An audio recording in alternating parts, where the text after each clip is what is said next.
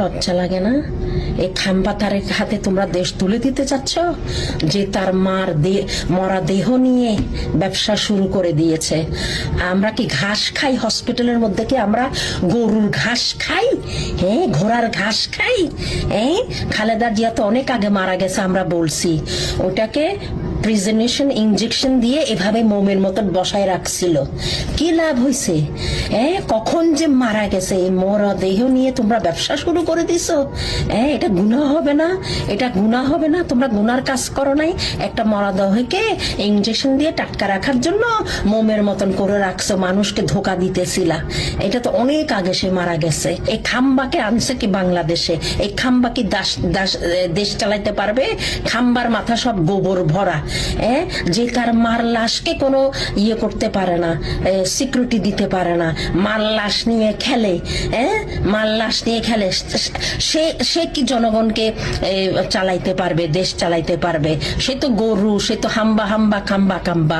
দূর দূর দূর, লন্ডনে যা, তোর হাতে লন্ডন ঝাড়ু দেওয়ার সময় আসছে। তুই কি বাংলাদেশ এখানে করিস? তোর বুকন ডাক্তার যে কোথা থেকে পাস করছে? লন্ডনের ডাক্তার খাম্বা তারেক। আপনার কথা সবই শুনলাম, সবই বুঝলাম, কিন্তু কথা হইতেছে কি, এতদিন আপনি কার চুল ফালাইছেন? আজকে বেগম খালেদা জিয়ার জানাজা সম্পূর্ণ হয়ে গেছে, আর আজকে আপনি এসে এই ধরনের উল্টাপাল্টা কথাবার্তা বলতেছেন। আপনি যে কথাগুলো বলছেন, এই কথাগুলোর কি এমন ভিত্তি আছে যে আপনার কথাগুলো আমাদেরকে বিশ্বাস করতে হবে? আপনার কাছে যদি প্রমাণ থাকে, প্রমাণ নিয়ে আসেন, তাহলে আপনার কথাগুলো আমরা বিশ্বাস করব। আর আপনাকে তো দেখে কোনোভাবে ডাক্তার মনে হচ্ছে না।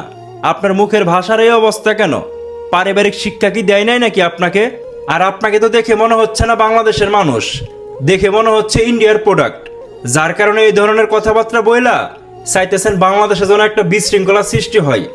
সবার উদ্দেশ্যে আমি একটা কথাই বলতে চাই, এ সমস্ত কথাবার্তাতে কেউ কান দিবেন না। বেগম খালেদা জিয়া মারা গেছেন, এটাই বাস্তব, এটাই সত্যি। ওনাকে নিয়ে আমরা আর সমালোচনা না করি। পারলে ওনার জন্য মহান আল্লাহ তাআলার কাছে আমরা সবাই দোয়া করি, মহান আল্লাহ তাআলা যেন ওনাকে জান্নাতবাসী করে নেন। আমিন।